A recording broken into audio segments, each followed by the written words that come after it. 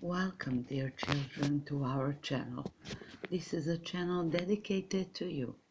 Several times a week, I will publish good night stories. Hopefully, you have a good feet and have already frown and wait for the story of impatience. Right? I'm gonna tell you about one incredible story. It's a long story, but his name is Bamboo and the Turtle. Chinese folk tale. A part of visitor had been seen in the sight of Ling. They had just passed down the hallway between the huge stone animals who Bamboo, a little boy of 12, son of keeper, rushed out from his father's house to see the mandarins go by. Such a parade of great men he had never seen before, even on the fast day. There was ten satin chair with dressed in flaming flowers, 10 long handless red umbrellas, each carried far in front of its proud owner, and a long line of horsemen. When this procession had filed past, Bamboo was almost ready to cry because he could not run after the signers as they went from temple to temple and from the tomb to tomb. But else his father had ordered him never to follow tourists. If you do, they will take you for a bigger Bamboo, he had said suavely. And if you are a beggar, then your daddies want too. Now they don't want any beggars around the royal tombs. So Bamboo had never know the pleasure of Parish, the rich. Many times he had turned back to the little mud house, almost broken heart at see his flames running full of glee after the great man's chairs. One day when this story opens, just as the last horseman had passed out of sight among the cheddar, Bamboo changed to look up tower and of the smaller temple building of which his father was the keeper. It was the house through which the visitor had just been shown. Could his eyes be deceived him? No, the great iron doors had been forgotten in the hurry of the moment, and there they stood wide open, as if inviting him to enter. In great excitement, he screwed down the temple. How often he had pressed he had again the birds and looked into the dark room, wishing and hoping that some day he may be going, and yet not once had he been granted this favor. Almost every day since babyhood he had a guest at the high stone shaft of table covered with Chinese writing. They stood in the center of the lofty room, reaching almost to the roof, but with still greater surprise his eyes had fastened on the giant turtle under a net, on whose back the calm rested. There are many such tables to be seen in China, many such turtles patiently bearing their lot lots of stone. But this was the only sight of the king kind the bamboo had seen. He had never been outside to his shilling forest, and of course he very little of the great world beyond. It is no wonder then that the turtle and the table had always astonished him. He had asked his father to explain this mystery. Why do they have a turtle?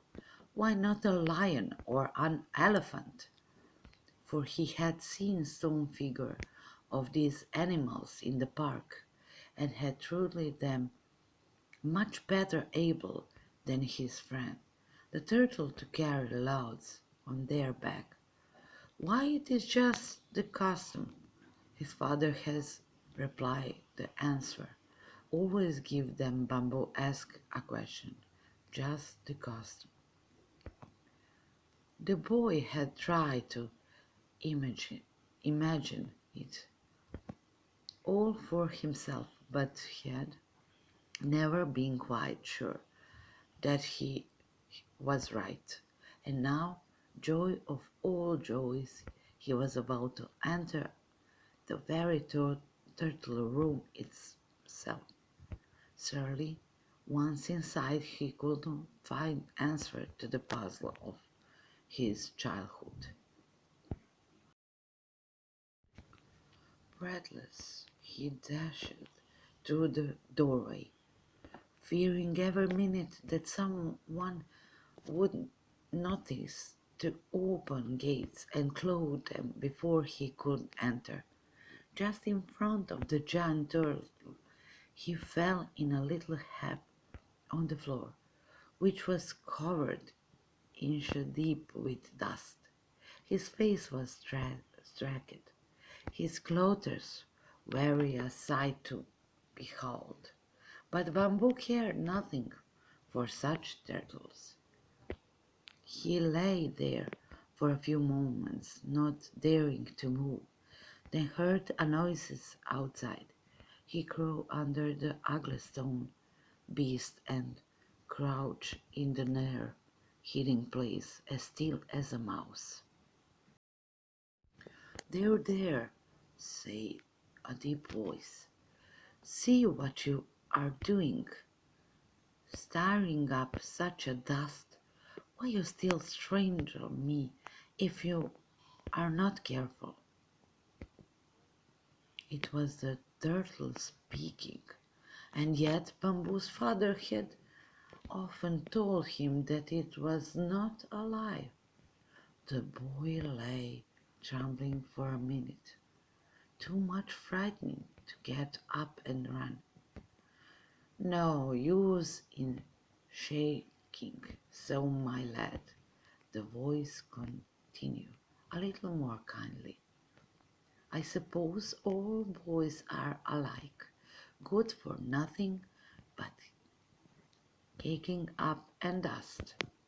He finished this sentence with a hard chuckle, and the boy, seeing that he was laughing, looking up with wonder at a strange creature. I mean no harm in coming, said the child finally. I only wanted to look at you more closely. Oh, that was it. Hey, well, that is strange. All the others come and stare at the table on my back.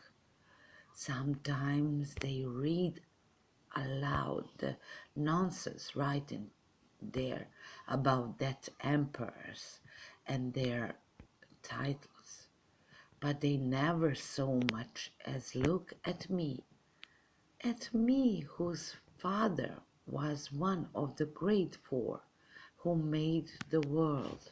In great excitement, he screwed down the temple. How often he had pressed he had again the birds and looked into the dark room wishing and hoping that someday he may be going, and yet not once had he been granted this favor. Almost every day since babyhood, he had a guest at the high stone shaft of table covered with Chinese writing. They stood in the center of the lofty room, reaching almost to the roof, but with still greater surprise his eyes had fastened on the giant turtle under a net, on whose back the column rested. There are many such tables to be seen in China, many such turtles patiently bearing their loads of stone, but this was the only sight of the kind the bamboo had seen.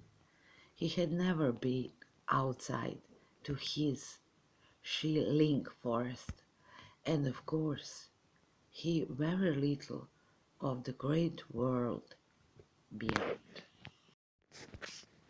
Bamboo eyes shone with wonder. What? Your father helped make the world? He gasped. Well, not my father exactly, but one of my grandfathers, and it almost do the same things, doesn't it? But hark, I never. I heard a voice. The keep is coming back. Run up and close those door, so he won't notice that they have not been locked.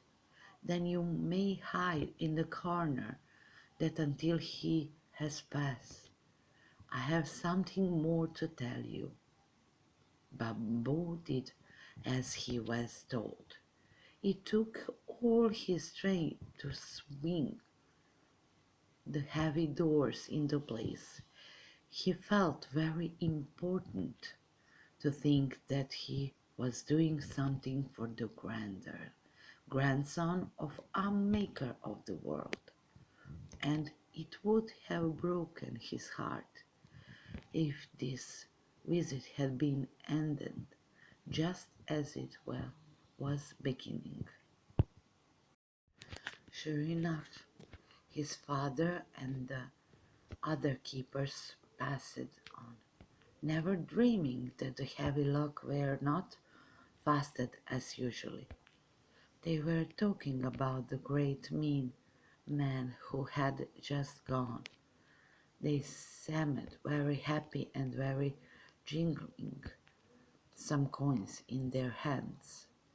Now, my boy, said the stone turtle, when the sound of voice had died away and the bamboo had come out from his corner.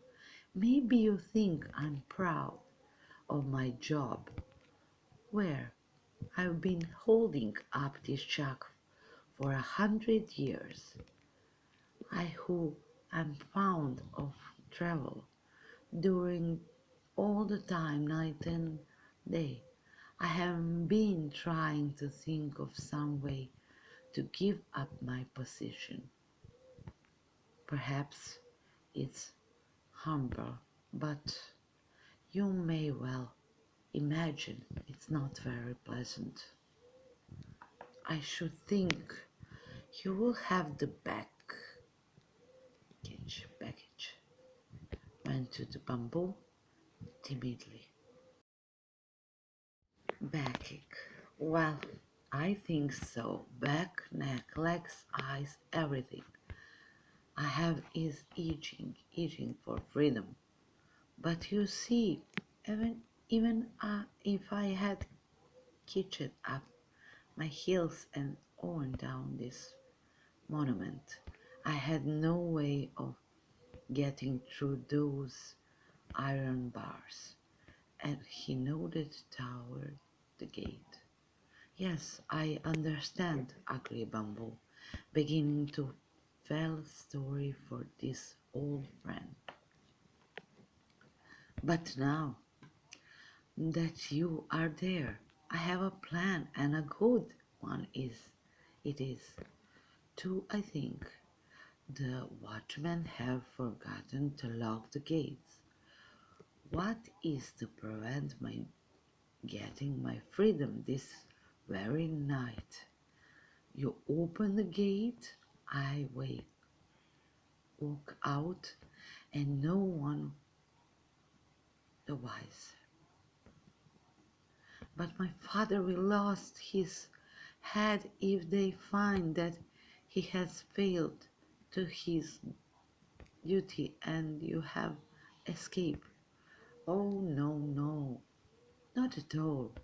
You can sleep his case tonight. Lock the gates after I'm gone, and no one will knows just what was happened, why it will make this building famous. It won't hurt you, father, but will do him good. So many troubles will be anxious to see the spot from which I vanished. I'm too heavy for the thief to carry off, and they will be sure that it is another miracle of the gods. Oh, I shall have a good time out in the big world. Just hear Bamboo beginning to cry. Now, what is the silly boy blubbering about? Snared the turtle. Is he nothing but a cry-baby? No, but I don't want you to go. Don't want me to go. Ah, just like all the others. You're fine fellow. What reason have you for wanting to see me weighing down here all the rest of my life with a mountain on my back? Why? I threw you were sorry for me, and it turns out that you are as mean as anybody else. It is so lonely here, and I have no playmates. You are the only friend I have. The turtles loud. Ho ho. So it because I make you a good playmate. Ah, now, i- if that's your reason, that's another story altogether. What do you say to going with me then? I too need a friend, and if you help me to escape, why you are the very friend for me. But how shall you get the table off your back? Questioned Bamboo. It's very heavy. That's easy, just walk out of the door.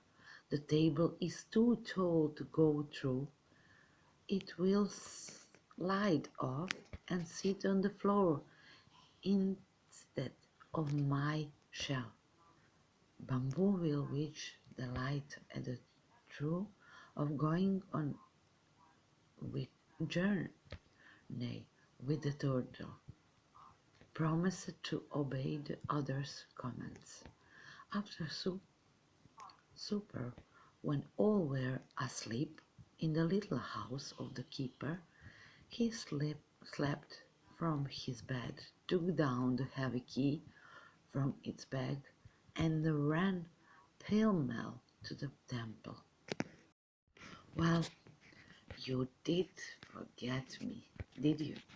Asked the turtle when Bamboo threw the iron gates open. Oh no, I will not break a promise. Are you ready? Yes, quite ready. So saying, the turtle took a step. The table swayed back up and forward, but did not fall. On walked the turtle until finally He stuck his ugly head through the doorway. "Oh, how good it looks outside," he said. "How pleasant the fresh air feels. Is that the moon is rising over young? It's the first time I've seen it for an age. My world. Just look at the trees, how they have grown since they set that tumblestone on my back. There's regular forest outside now." Bamboo was delighted when he saw the turtles glean at escaping. "Be careful," he carried, "not to let the table fall hard enough to break it." Even as he spoke, the aquabar beast wildly through the door. The upper end of the mountain struck against the wall, toppled off, and fell with a great crash to the floor. Bamboo shivered with fear. Would his father come and find out what was happened? "Don't be afraid, my boy. No one will come at these hours of the night to spy on us." Bamboo quickly locked the gates, ran back to the house, and hung the keys on its peg. He took a long look at his sleeping parents and then returned to his friend. After all, he would not be gone long, and his father would surely forgive him.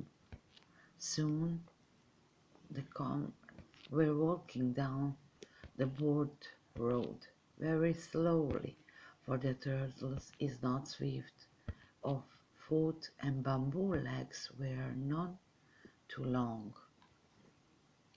"Where are you going?" said the boy at last, after he had begging to feel more at home with the turtle. "Going?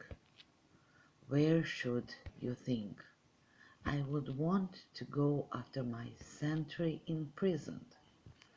Why, back to the first home of my father, back to the very spot where the great good Panku and his 3 helpers have it out of the world." "And is it far?"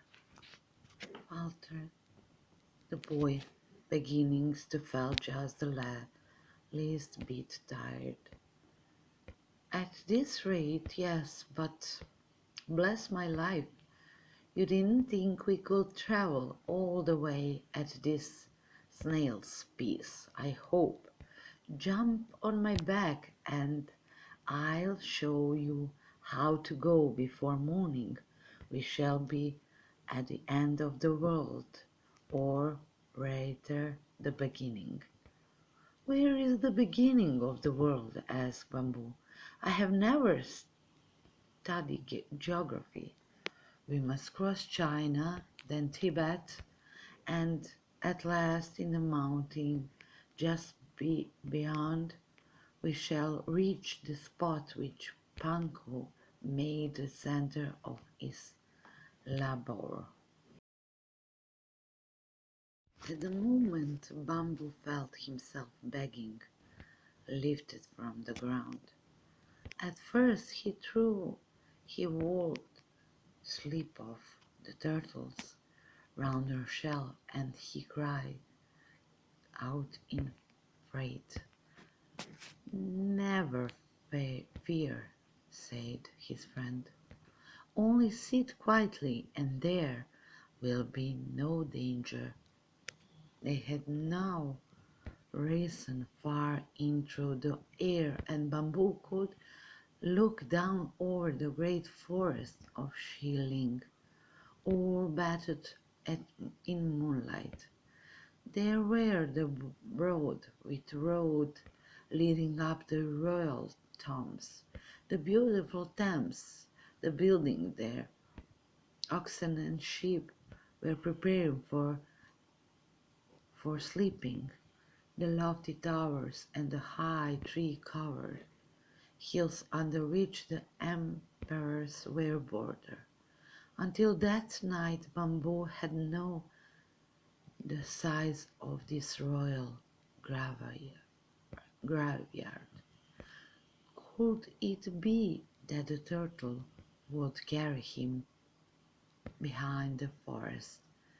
Even as he asked himself this question, he saw that they had reached a mountain, and the turtle was scanning high, still higher, to cross the maybe well of stone. Bamboo grew dizzy as the turtle rose feather in the sky. He felt as he something did when he played whiling games with his little friend, and got so dizzy that he tumbled over upon the ground. However, this time he knew that he must keep his head and not fall, for it must have been almost a mile to the ground below him. At last they had passed over the mountain and were flying above a great plain. Far below, Bamboo could not see sleeping village and little strands of weather.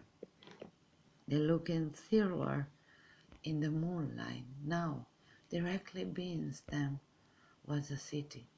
A few feeble light could be seen in the dark. That's the capital of she just below us, shan't she? Said the turtle, breaking his long silence. It's almost 200 miles from here to your father's house, and we have taken less than half an hour behind in the province of the Western Valley. In 1 hour we shall be about Tibet. On they whistle at a lightning speed. If it had not been hot summer time, Bamboo would have been almost frozen. As it was, his hands and feet were cold and still. The turtle, as if know how chilly he was, flew near to the ground where it was warmer. How pleasant for Bamboo! He was so tired that he could keep his eyes open no longer, and he was soon soaring in the land of dreams. When he woke up, it was morning. He was lying on the ground in the wild rock region. Not far away burned a great wood fire, and the turtle was watching some food that was cooking in a pot. "Ho, ho, my lad! So you have at last waked up after your long ride. You see, we are a little early. No matter if the dragon does think he can fly faster. I better him didn't. Why, even the phoenix laugh at me and say I'm slow. But the phoenix has not come yet either. Yes, I have clearly broken the record for speed, and I had allowed to carry two which neither of the other had, I'm sure." "Where are we?" questioned Bamboo. "In the land of the beginning," said the other wisely. "We flew over Tibet and then went northway for 2 hours. If you haven't studied geography, you won't know the name of the country.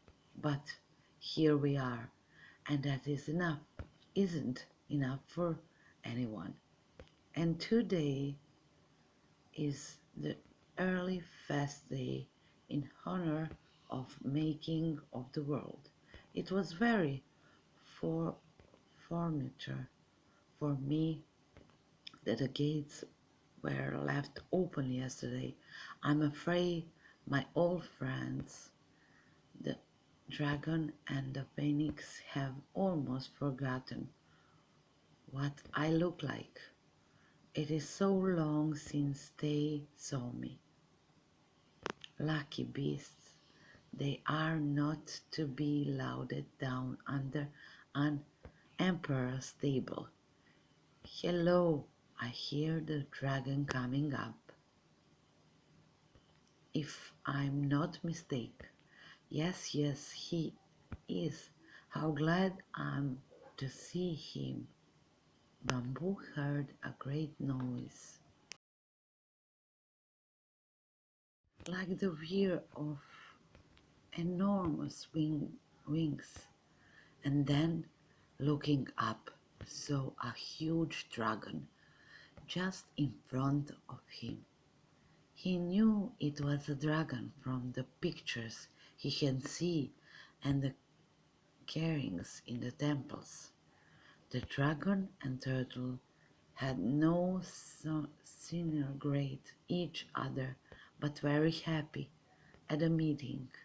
Then they were joined by a quick longing bird, unicorn, and that Bamboo had ever seen, but which he knew was the phoenix.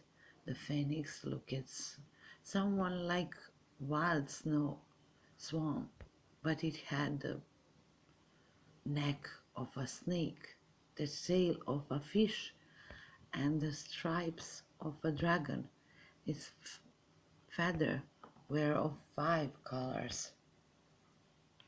When the three friends had chatted merrily for a few moments, the turtle told them how Bamboo had helped him to escape from the temple.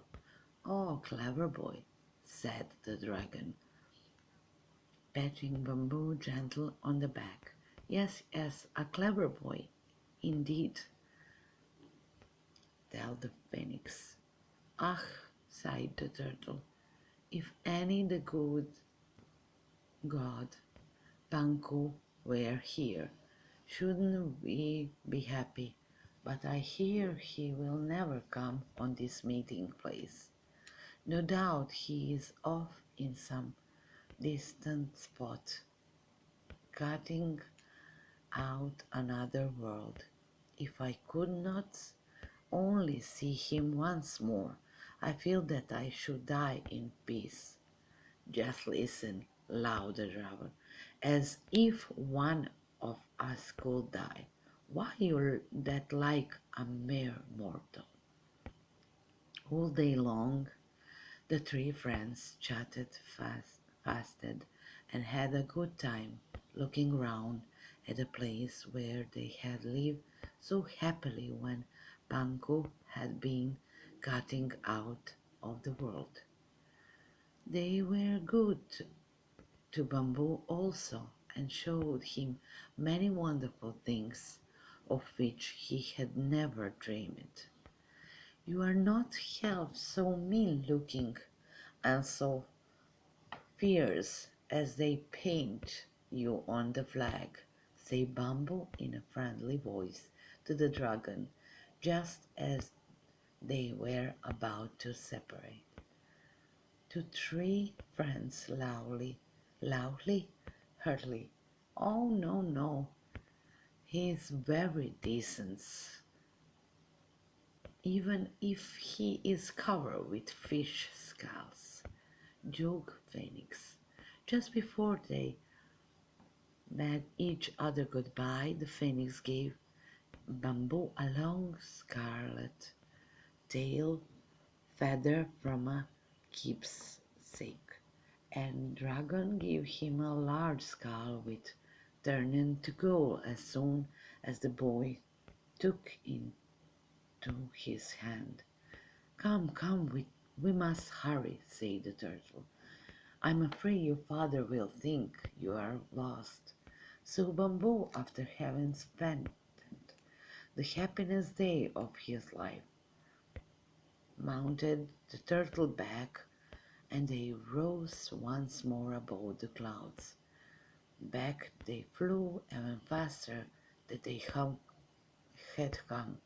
Bamboo had so many things to talk about that he did not once think of going to sleep, for he had really seen the dragon and the phoenix, and if he never were to see anything else in his life, he would always be happy.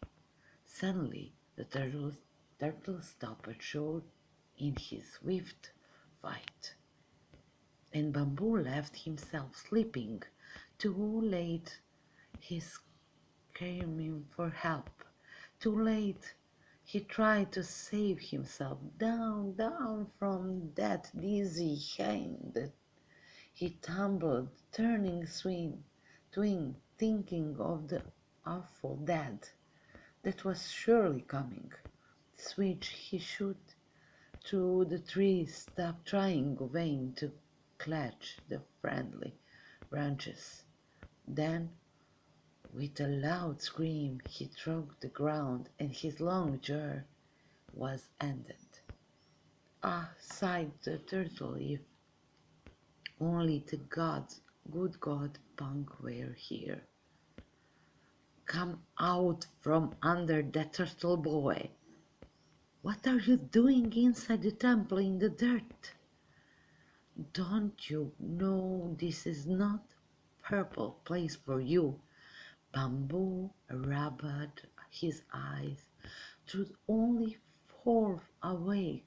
He knew it was his father's voice, but didn't kill me, he said, as his father pulled him out of the hill from under the great stone turtle. What killed you, foolish boy? What can you be talking about? But he'll have king.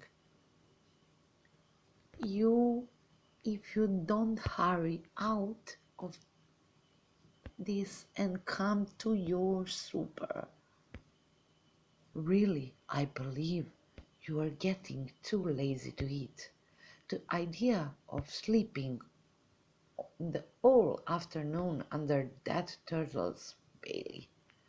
Bamboo, not yet fully awake, stumbled out of the table room, and his father looked at the iron doors.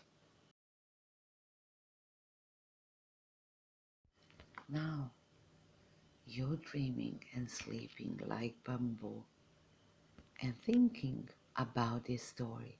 Is this real or just a Bamboo dreaming?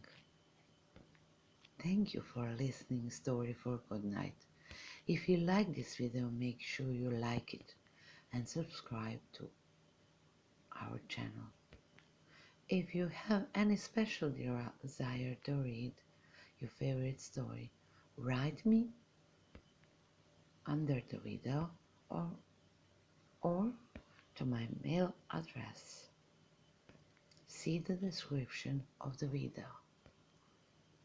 The next video, sleep well and listen spoken soft my stories. Say good night, Aliana. Good night.